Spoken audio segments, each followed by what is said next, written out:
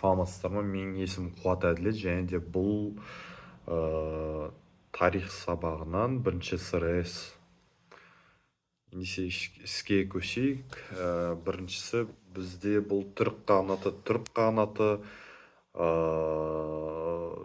552 жылы құрылған мемлекет еді. Яғни бұл қағанат Бумын қағанның жужандармен соғысып, соларды ығыстырғаннан кейін пайда болған қағанат еді. Бұл қағанат өте ұлан-ғайыр жерді алып жатқан. Бұл деген солтүстік шығыс Қытайдан Қара теңізге дейін, яғни соншама жерді алып жатқан қағанат еді. Астанасы Суяб қаласы болған.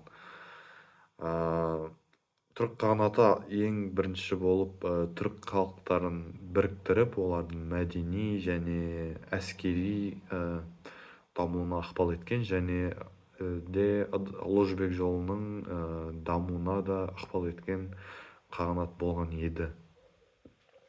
Бұл қағанат кейін екіге ыдырап кетті. Ол батыс және шығыс түрік қағанаттары.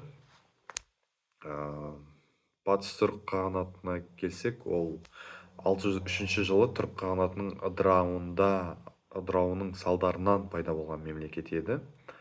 Ол 603 жылы құрылып, орталығы Жетісудың орталығындағы Суяб қаласы астанасы болды.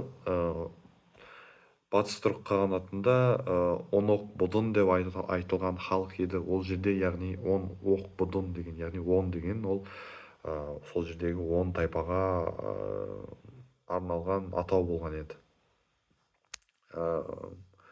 Батыс түрік қағанаты Ұлы Жібек жолының батыс бөлігін бақылап, сауданы дамытты.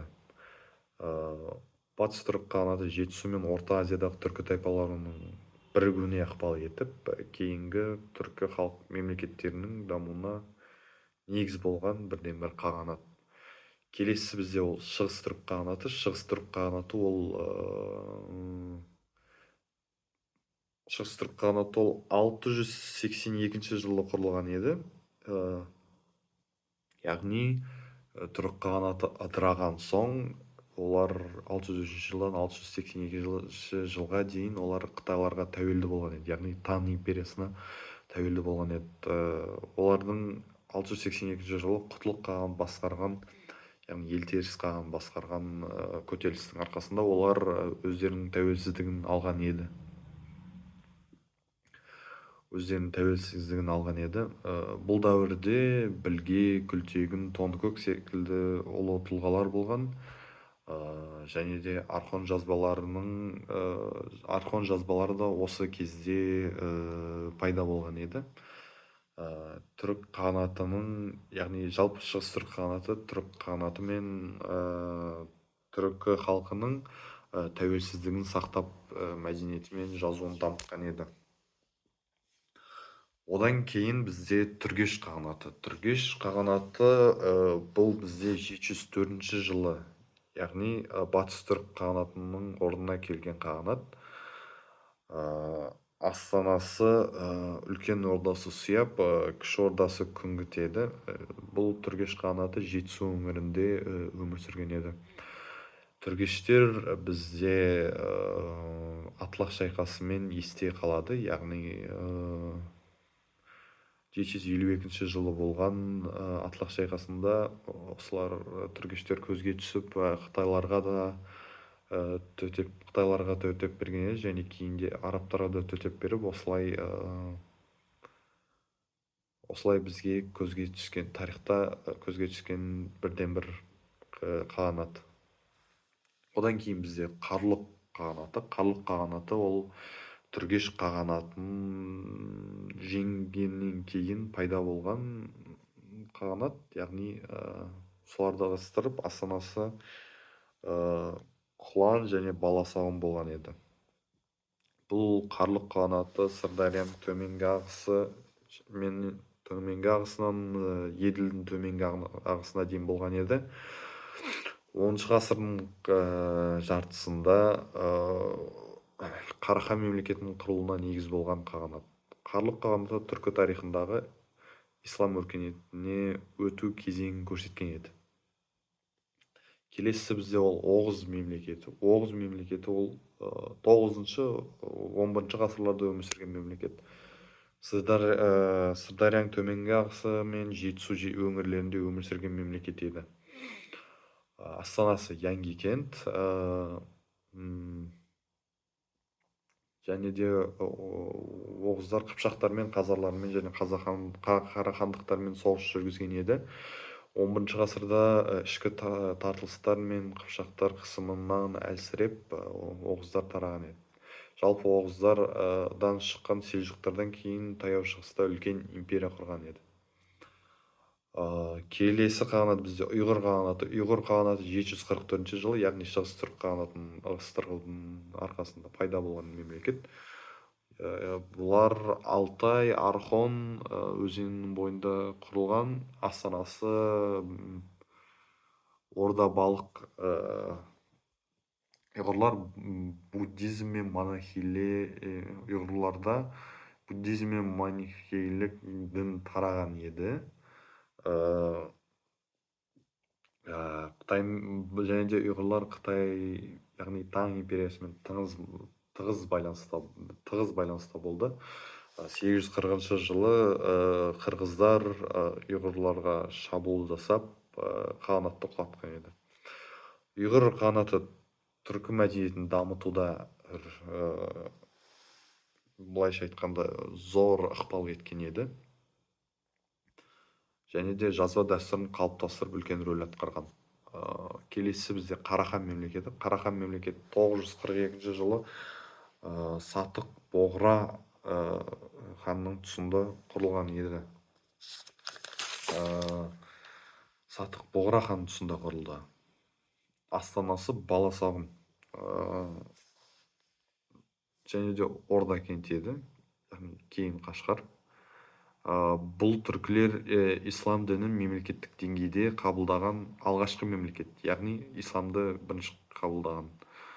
Қала мәдениеті мен ғылым өркендеген еді осы Қарахандардың тұсында. Жүсіп Баласағұнның құтты бүлік, Махмұд Қашқаридің Диуани лұғат ат-түрік еңбектері осы дәуірде жазылады. Қарахан мемлекеті түркі өркениетінің дамуына зор үлес қосты. Және де келесі бізде ол Қарақтай мемлекеті. Қарақтай мемлекеті 1128 жылы құрылған еді. Қидандар Жетісуға көшіп келгеннен кейін құрылған еді. Астанасы Баласағұн. Жоқ, астанасы Баласағұн. Территориясы Жетісу, оңтүстік Қазақстан, Мауреннахр, шығыс Түркістан еді. Қарақтайлар Қарахан, Хорезм, Қыпшақ мемлекеттеріне ықпал етті. 1218 жылы Шыңғыс ханның әскерлерінен жеңіліп жойылды. Қарақтайлар түркі жерлерінде мемлекеттік дәстүрдің сақталуына ықпал еткен еді. Қарақтайлар бұл. Келесі бізде Қимақ қағанаты. Қимақ қағанаты ол 9-11 ғасырларда өмір сүрген еді.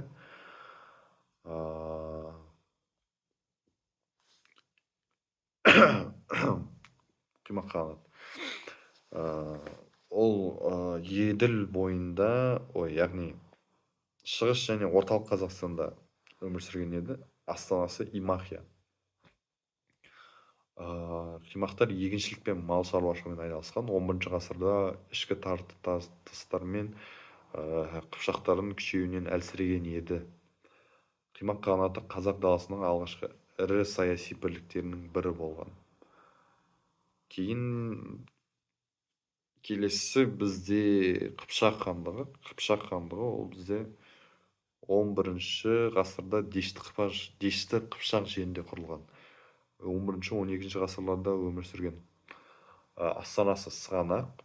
Қыпшақтар Еділден Ертіске дейінгі кең далада билік жүргізген. Олар Русь, Хорезм және бұлғарлармен қатынаста болған. 13 ғасырда моңғол шапқыншылығы кезінде жойылды. Қыпшақтар қазақ халқының этникалық негізін қалыптастырды. негізінде бұлар моңғол шапқыншылығында жойылған жоқ, олар керісінше моңғолдардың арасына кіріп кетті десек те болады. Келесі бізде хазар мемлекеті. Хазар мемлекеті 7-ші ғасырда Еділ мен Каспий маңында құрылды. Астанасы Итиль. Олар Византиямен одақтасып, арабтарға қарсы күрескен, және олардың билеушілері иудаизмді дінін қабылдаған еді. 10-шы ғасырда Киев Русі соққысынан кейін жойылды. Хазарлар Евразия даласындағы сауда мен мәдени байланыстың маңызды орталығы болды. Келесі бізде Керейт хандығы. Керейт хандығы 11-ші ғасырда Моңғолия жерінде құрылған. Астанасы Битөбе еді. Бұлардың керейлердің билеушісі Уаң Шыңғысханның одақтасы болған және досы болған, бірақ кейін екеуінің ара қатынасы нашарлап, кейін керейттер моңғолдардан жеңілген еді. Керейт хандығы дамыған басқару жүйесін қолданғанымен көзге түскен еді. Келесі сол жалайырлар. Жалайырлар 12-ші ғасырда Моңғолия аумағында өмір сүрген. Яғни олар да Шыңғысханның несі еді, одақтасы еді. Олар да Шыңғысханның одақтасы еді. Кейіннен олар қазақ жеріне келіп, ұлы жүзге енген еді осы жалайырлар. Жалайырлар мемлекет басқаруда, әскери істе және мәдениетте үлкен рөл атқарған халық. Келесі бізде ол меркіттер. Меркіттер де олар да 12-ші ғасырда пайда болған, Байкал мен Орхон бойында өмір сүрген. Олар Найман және керейттермен қатар ірі тайпа болды. Шыңғысханның билікке келу жолында басты қарсыласы саналған еді. Ақыры 13-ші ғасырдың басында моңғолдар оларды жеңген еді. Меркіттердің бір бөлігі қазақ халқына құрамына енді. Бұл тайпа ерлік пен еркіндік рухымен есте қалған еді. Және де Найман хандығы 11-12 ғасырларда өмір сүрген. Ертіс пен Орхон аралығында, астанасы Балықты, Моңғол империясына ықпал еткен тайпа болып табылады. Болды осымен. Назарларыңызға рахмет.